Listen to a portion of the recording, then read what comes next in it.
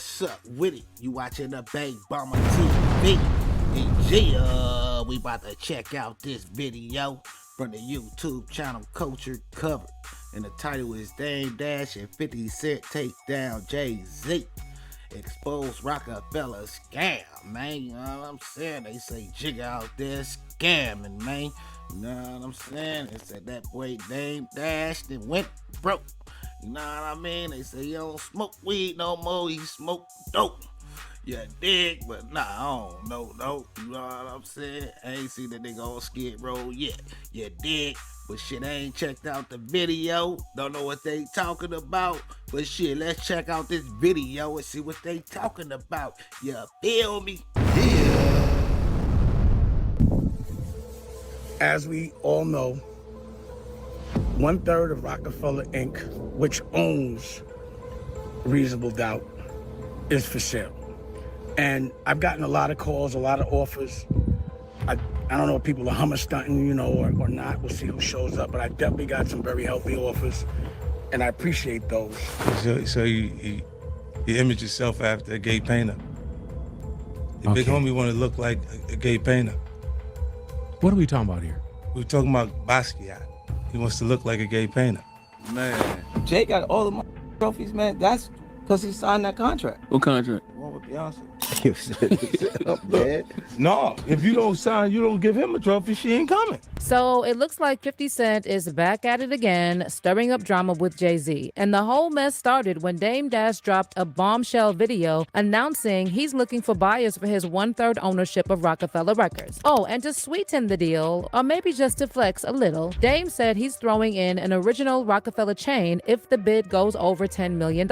And guess who allegedly slid into his DMs with an offer? You guessed it, 50 Cent. Word on the street is that 50 is ready to throw down some serious cash to get his hands on that Rockefeller share. And in true 50 Cent style, he just couldn't resist taking a jab at Jay-Z while he's at it. But Jay-Z's lawyers wasted no time responding, and they even made some strategic moves, filing paperwork to ensure that the copyrights for the iconic Reasonable Doubt album reverts back to him by 2031, which was gonna happen anyway. This move just puts a serious damper on any potential buyer's plans to cash in, especially since the minimum bid is a cool $1.2 million.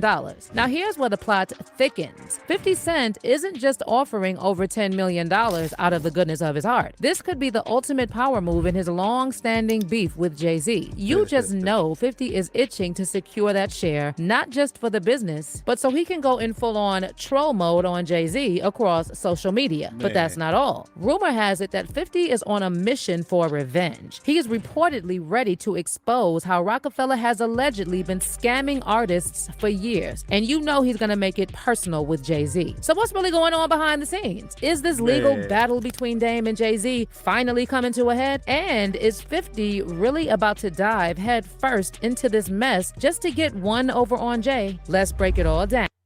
I ain't gonna lie, that is like a power move, and especially with 50 being blackballed out of like the music industry, and then he jumped to like the TV shit, and he's still relevant, you know what I'm saying? And got his bag up, you know what I mean? You know, they was trying to take 50 out, and that nigga like, he like reinvented himself though, man, and like still doing his thing. So that is like, hell yeah, I feel that. So that'd be like slapping these niggas, you feel me? If you do want to buy 1/3 of Rockefeller Inc., you are going to have to bring some bread, and anything over 10 million, I'm going to sweeten the pot. You get an original Rockefeller chain from off my neck. So Dame Dash's 1/3 stake in Jay-Z's Rockefeller Records is officially hitting the auction block. But here's the catch. There might be some important strings attached. A source spilled to Billboard that these shares could come with some limitations. According to recent federal court filings, the U.S. Marshal Service is set to auction off Dash's 33.3% share of the iconic record label. This is all to settle an $823,000 judgment against him from a lawsuit brought by a movie producer, Josh Weber, over a failed film deal. Now, if you're thinking about bidding on Dame Dash's 1/3 stake in the label, get ready to cough up some serious cash. The auction comes with a minimum bid of $1.2 million, and potential bidders need to drop a $240,000 deposit just to get in the game. But let's talk about what's actually up for grabs. The sale is for Dash's share in Rockefeller Inc., and the crown jewel here is the right to Jay-Z's legendary debut album, Reasonable Doubt. But the rest of Rockefeller's music catalog is owned by other entities and isn't included in this sale since the label stopped operating in 2013. Now here's where it gets messy. Jay-Z and Kareem Biggs Burke, who own the other 2/3 of Rockefeller, have tried to block this auction. They even made some changes to the company's bylaws and got involved in the lawsuit, but a federal judge shut that down back in February. While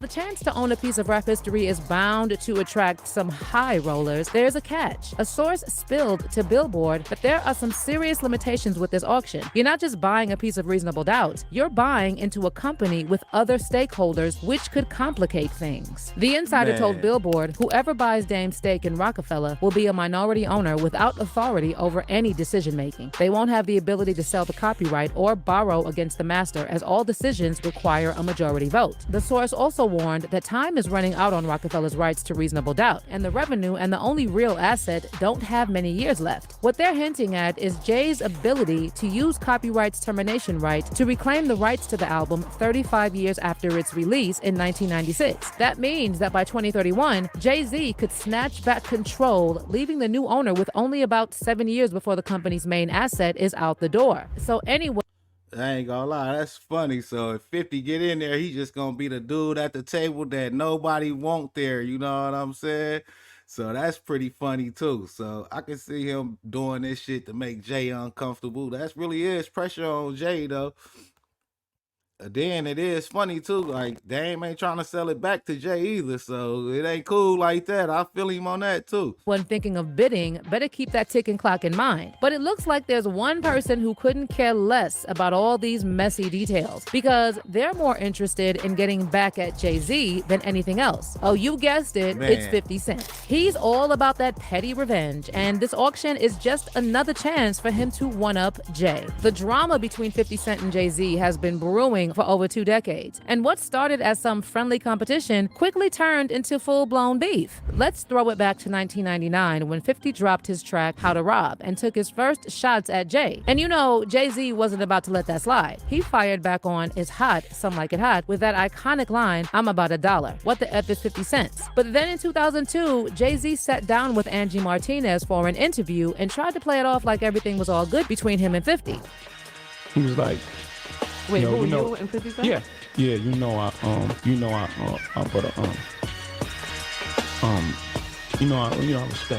I respect your record. Man. Yeah, I like that record. It was hot. But you know I gotta spank you dogs. That was the conversation. No doubt, do your thing. Right. But let's Man, be real. I ain't never it heard wasn't all Jigga stutter. sunshine He and was rainbows. stuttering a little Jay-Z bit. didn't exactly play nice. He kept sneaking in those little jabs at 50. And 50 wasn't about to sit back and take it. He clapped back, accusing Jay of basically buying his way to the top. There's a huge difference in energy internationally in 50 Cent and Jay-Z. In fact, his largest selling record sold 430-something thousand copies. My selling records, plural, 2 of them sold 5 million. That's Get Rich or Die Trying and Massacre. You know, so it's a huge difference in who we are with each other internationally. Let them be fooled in America and think there's a competition there. Because America can be purchased. Man. We can buy it with marketing dollars. 50 I ain't gonna lie, man. Like 50 decline, like it don't make no sense, like for real though. So he really definitely was blackballed, you know what I'm saying? And then like Dre and them wasn't pushing him no more like that. So like Jigga really could have helped the nigga probably, you know what I'm saying? Like being the big mogul he is or whatever, you know, but that nigga ain't helped. So he was part of the blackball shit too, because 50 was down there competition. So he ain't want 50 to be doing this thing. So they definitely dethroned 50 though. Cent also claimed that Jay has a superiority complex, telling Rolling Stone in 2009 he has a king complex. He thinks he's effing Jesus. This Jehovah shit. But that's not all. In that Man. same interview, 50 also called out Jay for betraying his Rockefeller artists. I think he was saying Rock La Familia, we family. It's the Rockefeller gang. And then using traditional business tactics, 50 told Rolling Stone, he didn't have their interests in mind. He was just doing what he had to do for himself. But 50 isn't the only one who called out Jay-Z for betraying his artists. Multiple industry insiders have alleged that Jay-Z intentionally held back the commercial success of his Rockefeller artists just to make sure they didn't outshine him in the popularity stakes. Remember when the late great DMX exposed Jay for sabotaging the release of his 6th album just because he changed his mind about retiring? You know, what happened was, you know, like I said, I had the crazy track record, Def Jam, everything was good. You know, I go to do the 6th album, and, you know, Jay-Z became president. Yeah. You know, when he first got the job, he hit me with the call like, yo, dog, inmates is running the building like, yo, you good? Finish the album, shoot the video. What happened? Niggas go on vacation and, you know, we don't know. What you mean you don't know? How do you listen to a whole album, pick a single, shoot a video, then don't know? Okay, I see what's really good. You're trying to eliminate the competition. You know, 'cause at first you retire, you know, then get me off the label, now you're back rapping again. Okay. It's all good. That's all good. Something similar. Man, that's fucked up how he did DMX. Man, there's no way Jigga should have had control of DMX releasing something. You know what I'm saying? I ain't gonna lie, I rock with DMX way harder than Jigga. I ain't gonna even lie to you. Similar allegedly happened to Beanie Siegel. And according to TK Kirkland, Jay deliberately sabotaged Beanie because he worried he might surpass him. You couldn't be bigger than Jay-Z on Jay-Z's label, if that makes any sense. They wasn't gonna push you to, that you couldn't be bigger than Jay-Z. You couldn't sell more records than Jay-Z. But all you had to do was listen to Benny Siegel. Benny Siegel was, oh my God. Man, the truth, oh right? My God. And there's no hate to nobody. Jay-Z, you still my dog. You did my birthday party. You're a multi-billionaire now. Benny Siegel, you still my, I'm always gonna show you love. So it's amazing because of the educational level in life, how you have to explain things. And you said that an executive. And then there's Jaguar Wright. I ain't gonna lie, listening to more old Benny than I listen to Jay-Z too.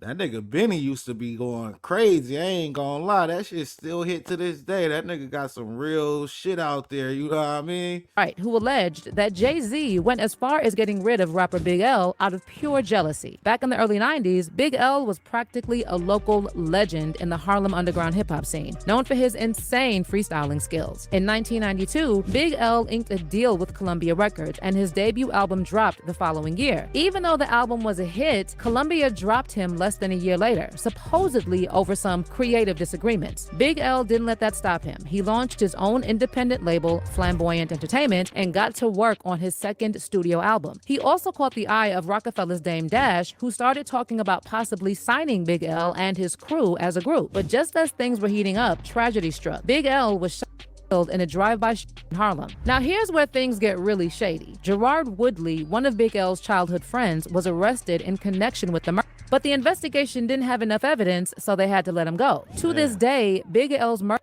remains unsolved. Here's where it gets even more intriguing. Jaguar Wright has thrown out some wild claims, saying that Big L believed Jay-Z might have been involved. And according to Jaguar, Big L even hinted at this in his track, The Enemy.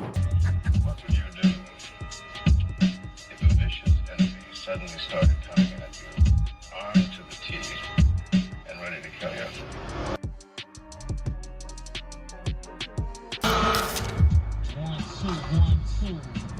Armed to the teeth and ready to kill.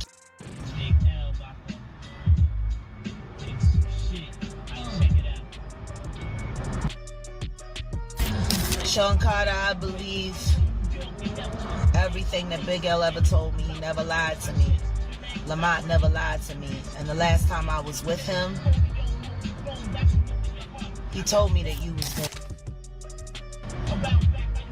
And he told me not to trust you, and he told me to watch out for you, And he told me that your greatest sin is coveting, Sean Carter. You're a coveter.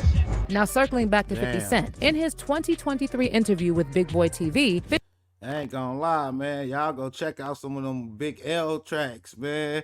That nigga beats used to hit hard than a motherfucker, and especially like for back in the days. And that nigga had flows for real though. 50 dropped a major bombshell, claiming that Jay-Z tried to use his NFL connections to sabotage his performance at the 2022 Super Bowl. And according to 50, Eminem had to step in, telling Jay that he wouldn't hit the stage unless 50 was also a part of the show. Look, Jay-Z and them was putting it together. Mm-hmm. So I think they still harbor some energy towards me.